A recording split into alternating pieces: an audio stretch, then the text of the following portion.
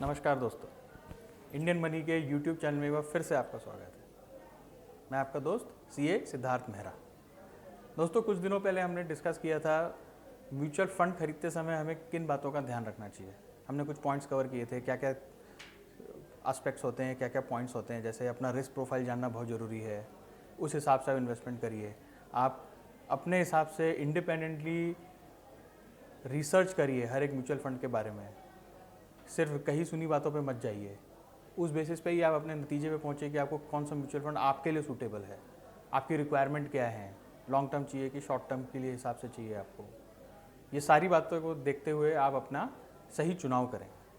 आज थोड़ा सा हम डिटेल में बात करेंगे कि अपने म्यूचुअल फंड का जो पोर्टफोलियो है उसको हम डाइवर्सिफाई कैसे कर सकते हैं, किस तरह से हम उसको स्प्रेड कर दें हर टाइप के म्यूचुअल फंड में इन्वेस्टमेंट करके कि आपका रिस्क फैक्टर जो है वो भी थोड़ा कम हो जाए। क्योंकि म्यूचुअल फंड शेयर मार्केट पे डिपेंडेंट है, स्टॉक मार्केट पे डिपेंडेंट है। वो किस तरह से बिहेव करेगा एक हद के आगे कोई नहीं बता सकता। तो आपको अपने नुकसान को सीमित रखना है अगर ऐसी कोई सिचुएशन आ जाती है तो क्या है वो 5 बातें जिसका हम ध्यान रखते हुए हम अपने पोर्टफोलियो को डाइवर्सिफाई कर सकते हैं। सबसे पहला, आप अपने फंड्स को अलग अलग टाइप के म्यूचुअल फंड में इन्वेस्ट करें। अलग अलग टाइप से मेरा मतलब है केवल इक्विटी बेस्ड, केवल डेट बेस्ड, या दोनों, डेट प्लस इक्विटी। ये आप चुनाव कैसे करेंगे? आपकी रिस्क टेकिंग कैपेसिटी कितनी है। आपको लगता है कि आप बहुत ज़्यादा रिस्क ले सकते हैं तो आप सिर्फ इक्विटी पे जाइए। आपको अगर ऐसा लगता है कि नहीं भाई मैं ज़्यादा रिस्क नहीं ले सकता तो डेट पे जाइए, या दोनों का मिक्सचर लीजिए। बेस्ट तरीका ये होगा कि तीनों में थोड़ा थोड़ा डालिए, थोड़ा ओनली इक्विटी, थोड़ा ओनली डेट, थोड़ा मिक्सचर डेट प्लस इक्विटी का।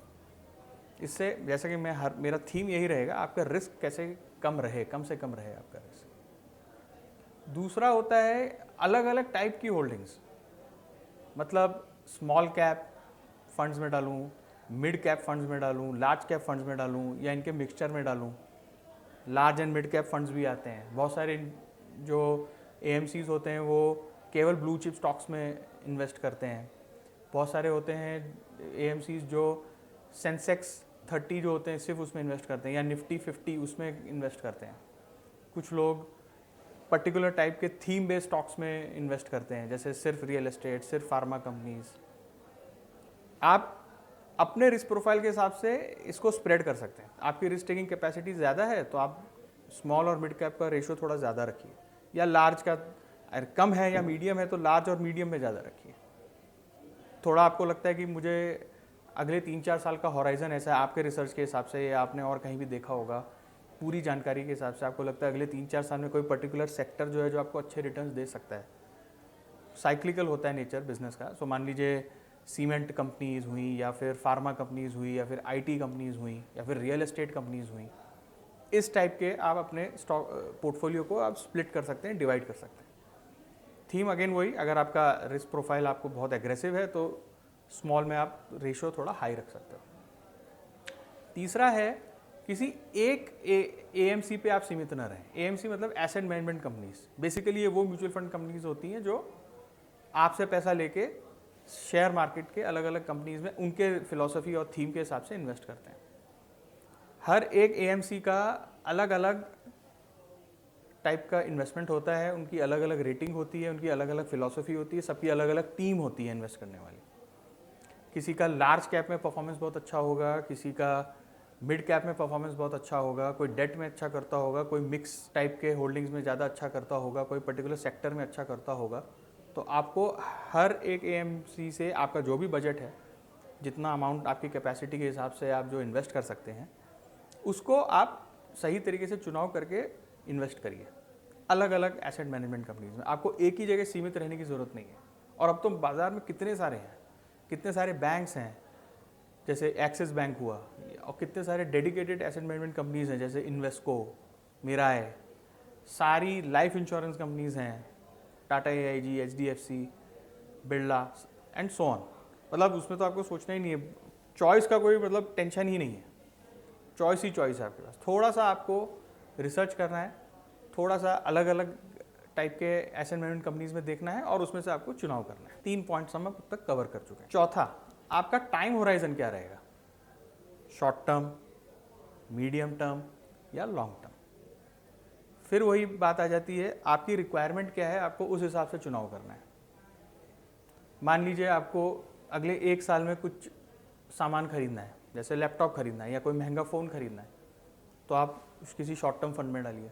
अगले 3-4 साल में एजुकेशन के नाम पे बहुत बड़ा खर्चा होने वाला है आपके पास, घर में शादी होने वाली है, घर बनवाना है, इस आपकी रिक्वायरमेंट कितने टाइम के बाद आएगी, तो वो मीडियम टर्म में भी आप इन्वेस्ट कर सकते हैं और लॉन्ग टर्म में भी आप इन्वेस्ट कर सकते हैं। बट इसकी प्रॉपर प्लानिंग आपको करनी है। हो सकता है अभी आपके घर में आपका बेटा या बेटी वो छोटे हैं, 10 साल बाद उनकी एजुकेशन की क्या रिक्वायरमेंट रहेगी, किसी बड़ी यूनिवर्सिटी में जाएंगे जहाँ फीस बहुत हाई है, तो उसकी तैयारी आप अभी से कर सकते हैं।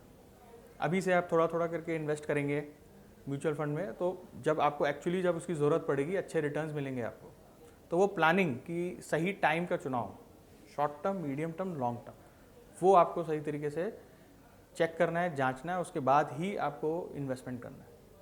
ये सारे पॉइंट्स जो मैं आपको बता रहा हूँ ये बहुत ज़रूरी होते हैं। स्टार्टिंग से ही, शुरुआत से ही आप जितना इन चीज़ों को गंभीरता से लेंगे, लॉन्ग टर्म में आपको बहुत फ़ायदा होगा उसका। 5वां पॉइंट है, जब भी हम किसी म्यूचुअल फंड का चुनाव करते हैं, हम बहुत ईजिली उसके रेटिंग्स पे चले जाते हैं कि फला म्यूचुअल फंड की रेटिंग 4, 4.5, 5 की चल रही है, उसको ले लो। किसी और म्यूचुअल फंड की रेटिंग 3, 3.5 या उससे कम चल रही है, या 4 से भी थोड़ी कम चल रही है, कोई ज़रूरत नहीं वो लेने की। ऐसा नहीं होता है। सिर्फ रेटिंग पे मत जाइए। अलग अलग एजेंसीज़ की अलग अलग मेथड होते हैं। क्रिसिल का अलग होगा तो फिच का अलग होगा। ये भी हो सकता है कि आज की तारीख में किसी म्यूचुअल फंड की रेटिंग बहुत हाई चल रही है, बट वास्तविकता में ऐसा नहीं होगा।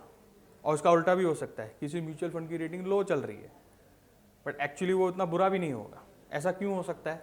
मान लीजिए कोई एक म्यूचुअल फंड है जिसकी अभी तो रेटिंग अच्छी है और उसका ट्रैक रिकॉर्ड भी अच्छा रहा है, लेकिन हाल ही में उनकी टीम चेंज होगी, उनका जो चीफ इन्वेस्टमेंट ऑफिसर था वो चेंज हो गया।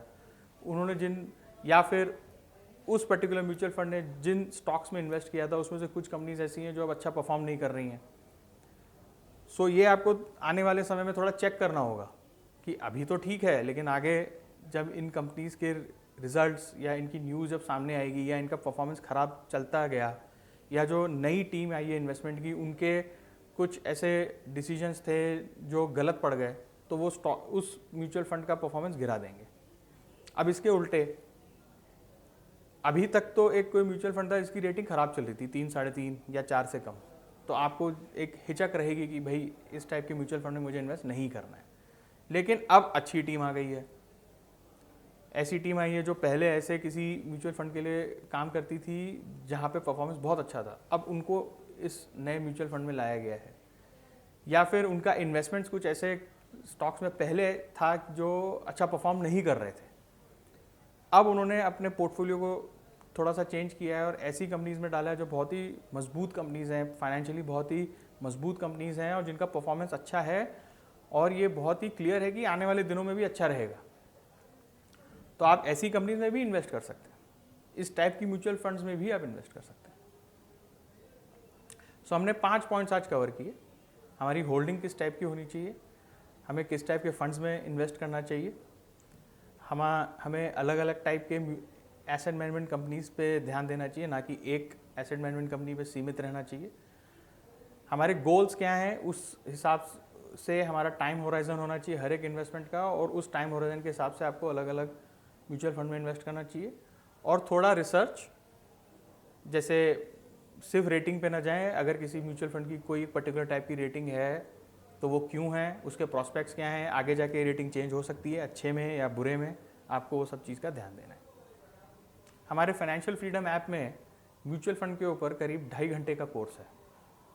आप ये ऐप डाउनलोड करिए, ये प्ले स्टोर और iOS में अवेलेबल है, और इस कोर्स का लाभ उठाइए, आपको बहुत फ़ायदा होगा। और स्क्रीन पे दिख रहे कोड एस मेहरा को अगर आप यूज़ करेंगे तो आपको 2,000 रुपये तक की अतिरिक्त स्कॉलरशिप भी मिलेगी, यानी आपका जो भी सब्सक्रिप्शन अमाउंट होगा उसमें इस अमाउंट तक का आपको छूट भी मिल सकता है। आशा करता हूँ आपको मेरा आज का वीडियो पसंद आया होगा। इसको लाइक करिए, शेयर करिए। आपके कोई भी सवाल होंगे कमेंट सेक्शन में डालिए, मुझे बहुत खुशी होगी इसका जवाब देने में। फाइनेंशियल फ्रीडम ऐप में भी आप सवाल पूछ सकते हैं, हमारी टीम आपसे टच में रहेगी। आपसे दोबारा मिलूंगा दोस्तों, शब्बा खैर।